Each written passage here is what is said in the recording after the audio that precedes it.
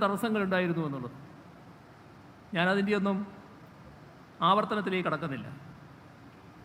നമ്മുടെ നാടിൻ്റെ കൂട്ടായ ഇച്ഛാശക്തിയും ദൃഢനിശ്ചയവും നമുക്കിത് യാഥാർത്ഥ്യമായേ തീരൂ എന്ന നിശ്ചയദാർഢ്യവും അതെല്ലാമാണ് ഈ പദ്ധതി യാഥാർത്ഥ്യമാക്കുന്നതിന് ഇടയാക്കിയത്.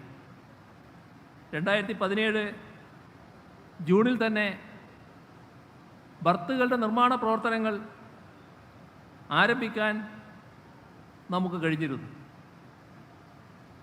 അതിനുശേഷമുണ്ടായ പ്രകൃതി ദുരന്തം,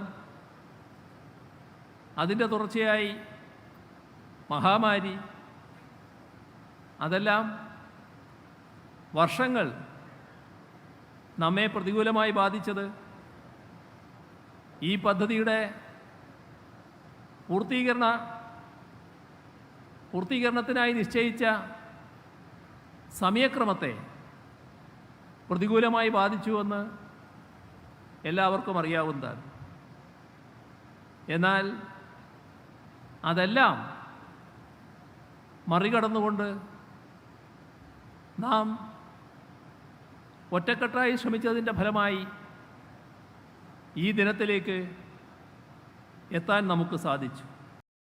വികസിത രാജ്യങ്ങളുടെ നിലവാരത്തിലേക്ക് കേരളം അതിന് ഊർജം പകരുന്നതാണ് ഈ വിഴിഞ്ഞം തുറമുഖത്തിൻ്റെ പൂർത്തീകരണം. അത് നേരത്തെ പറഞ്ഞതുപോലെ സമയബന്ധിതമായി പൂർണ്ണമായ തോതിൽ സാധ്യമാക്കും എന്ന ഉറപ്പാണ് കേരളത്തിന് മുന്നിൽ ഈ ഘട്ടത്തിൽ നൽകാനുള്ളത്. വിഴിഞ്ഞം തുറമുഖത്തേക്ക് ആദ്യ മദർഷിപ്പ് എത്തിച്ചേർന്നതിൻ്റെ ഭാഗമായി സംഘടിപ്പിച്ച ഈ പരിപാടി നിറഞ്ഞ സന്തോഷത്തോടെ ഉദ്ഘാടനം ചെയ്ത് അറിയിച്ചുകൊണ്ട് അവസാനിപ്പിക്കുന്നു. നിങ്ങൾക്കെൻ്റെ